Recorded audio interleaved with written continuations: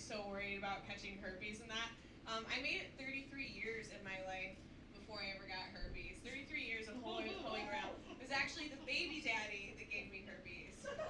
Yeah, but I have a very strict you break it, you buy it policy.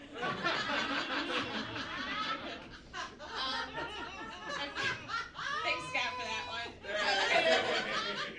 I think it's also very important to establish two things, like, before we get started about these jokes. So, like, there's a few theories about why comedians do what they do, like, and usually it's the two that you hear about are, oh, well, they just want, be the center of attention, and then some people it's like, oh, I'm so dark and brooding, I need to get me up zone, like those guys. But there is a third category that I think is not really talked about a lot, and it's people with praise kinks. And I am one of those, so the rest of this is going to make a lot more sense, right? It's not so much that I'm sexually adventurous, so much as I'm sexually ambitious. I want the first place trophy, so don't judge me for what I have to do to be on top. Alright, okay, so, yeah, it got to the... So I was dating this guy from Tampa, Florida. Already, you're like, oh, that's gonna be like... Yeah, the first time I hooked up with this guy, like, true story, is the first time it ever happened to me, because I'm doing my thing, as Taylor Tomlinson would say, I'm acting like a 5-year-old that doesn't know what things are. Just like, I'm doing my thing. And he opens this drawer, and it's like filled with sex toys, right? And this guy, apparently I learned that day, could not get off without double penetration. Right, yeah. So, and again, I'm sexually ambitious, so I'm like, sure, I can do it, right? And I ended up dating this guy for 3-4 years. So there was a time in my life where I had so many dildos shoved in one hole that it looked like I had boofed a birthday cake. I'm paying for it now because if I laugh, I pee a little bit. No, but really the most, but again, he kept it started with one dildo, you know what I mean? It's like when you start getting into hoppy beers, it's like you just start little and then, it gets unfathomable. Yeah, so we were visiting his friends down in Tampa one time, and we just started watching a movie, right? These guys seem super chill. We take a few mushrooms, right? We start watching Battlestar Galactica, right? And yeah, right?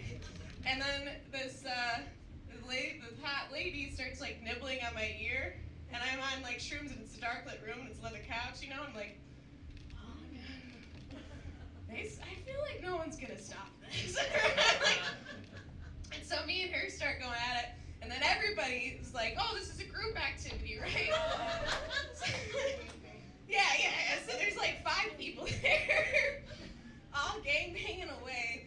And yeah, so it starts out with me and the chick, right? But then it ends up, here's the end of the night recap, is that I have a strap on spit roasting my own boyfriend with another dude.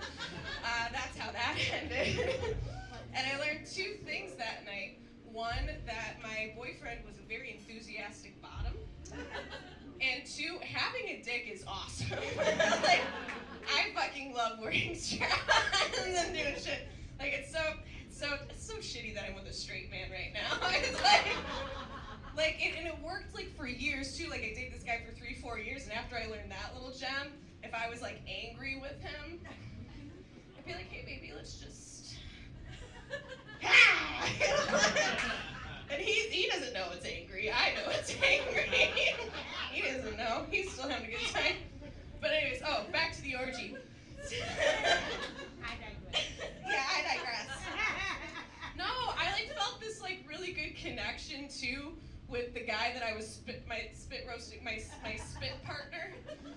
Because I had a dick, right? So I was feeling camaraderie with him, right? I immediately after I was like, you want to join my fantasy football? Are we best friends now? We're best friends now. He is really cool. We still talk. But then afterwards, right? I realized that this had not been a spontaneous orgy. Right? Yeah, they dropped the pitch. They're just the couple of the house started talking about how they were polyamorous, you know, and like it's just such a great lifestyle for them.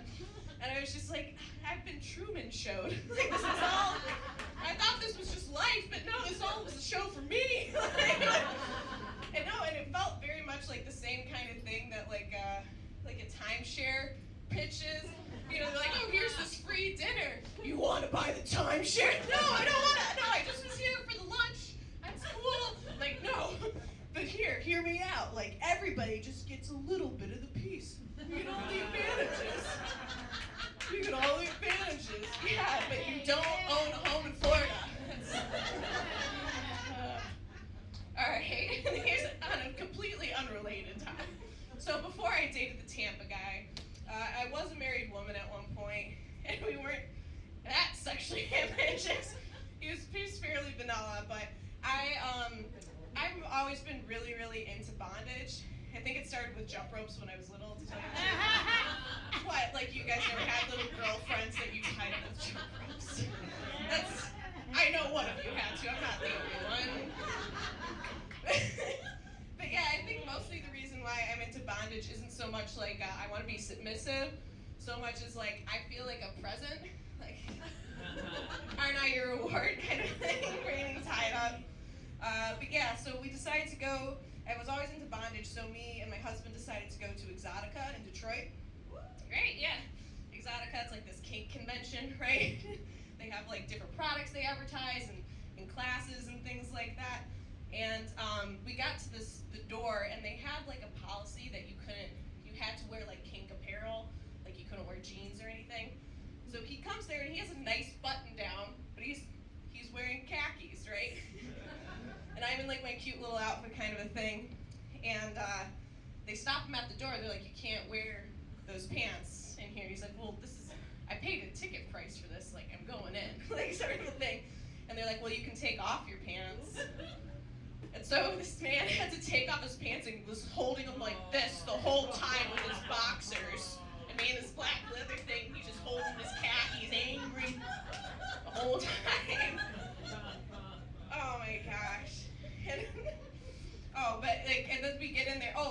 The big thing that I was looking forward to with this Exotica Fest is that they were gonna have a display like with the naked woman and all like the suit, like you could eat off of her, like, you know, naked ladies, right?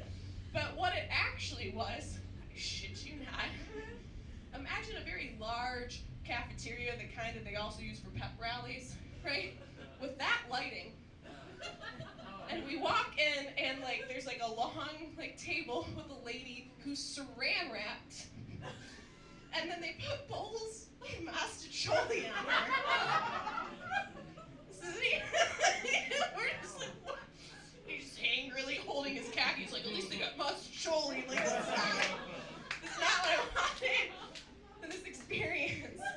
And then you like turn to the right after you're getting your masticholi with this shit like it's like a graduation like party gone wrong. Like what theme? But like you look to the right and they're doing a hook demonstration, a suspension demonstration. For those of you that don't know, it's like people have little hoops in their back or not, and they just get hooked like a fish and suspended, and that's what some people's kink is.